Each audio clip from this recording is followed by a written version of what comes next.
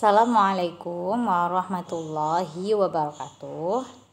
Selamat pagi anak-anak yang ada di rumah. Hari ini kita akan melanjutkan pembelajaran jarak jauh kita dengan mata pelajaran sejarah kebudayaan Islam. Di bab ini kita akan bahas tentang Muhammad menjadi Rasul.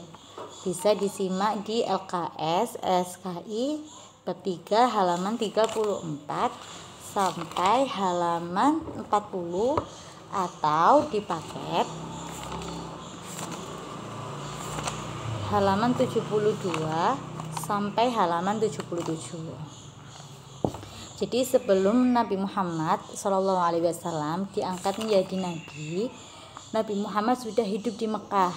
Tetapi selama hidup di Mekah, Nabi Muhammad tidak suka bergaul dengan orang-orang yang berakhlak buruk, seperti orang-orang yang bermabuk-mabukan, foya-foya, dan juga berjudi.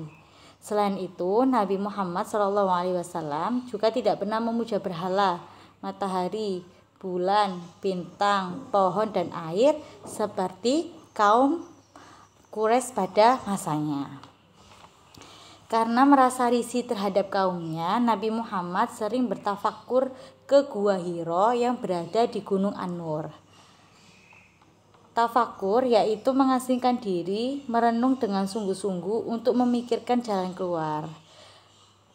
Bisa juga disebut dengan uzlah atau menyendiri. Jadi Gua Hiro ini terletak di sekitar 2 mil dari kota Mekah. Besarnya sekitar 3 hasta dan memiliki lebar 3/4 hasta. Ketika menyendiri di Gua Hiro, biasanya Nabi Muhammad membawa bekal agar bisa menyendiri selama beberapa hari di dalam Gua Hiro. Lalu nanti kalau bekalnya sudah habis, Nabi Muhammad biasanya pulang untuk mengambil bekal yang sudah disiapkan oleh istrinya, yakni Khadijah.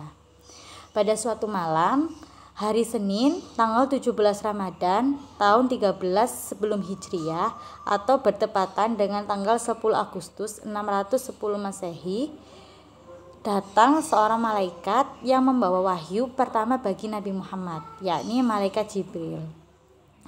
Di malam itu Jibril menurunkan Quran surat Al-Alaq ayat 1-5 sebagai wahyu pertama Nabi Muhammad. Di sini Nabi Muhammad merasa sangat ketakutan. Pada waktu itu Nabi Muhammad berusia 40 tahun.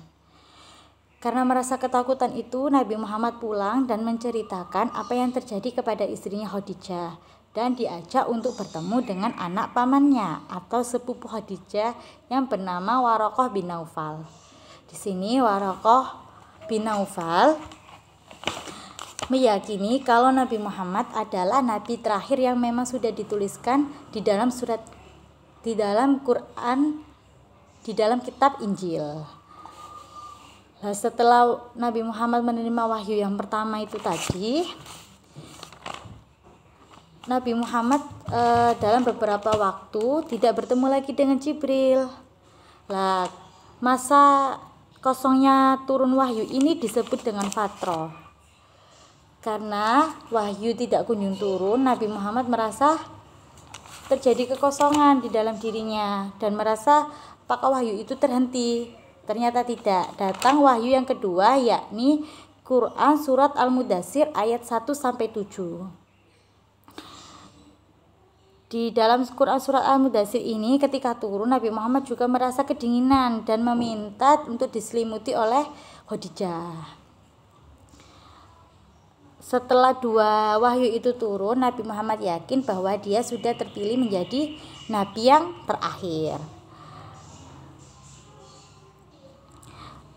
Karena Nabi Muhammad tadi sudah sering bertafakur di Gua Hiro di 10 malam terakhir bulan Ramadan, sehingga kita dianjurkan untuk menyendiri dan beriktikaf di 10 hari terakhir bulan Ramadan dan menjadikan awal bulan Syawal untuk sholat Idul Fitri bagi umat Islam. Cukup itu materi yang dapat Ustazah sampaikan. Nanti anak-anak bisa belajar lebih banyak lagi di buku LKS dan buku paketnya ya.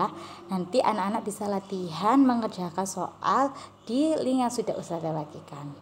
Terima kasih untuk hari ini. Sampai jumpa di pertemuan selanjutnya. Assalamualaikum warahmatullahi wabarakatuh.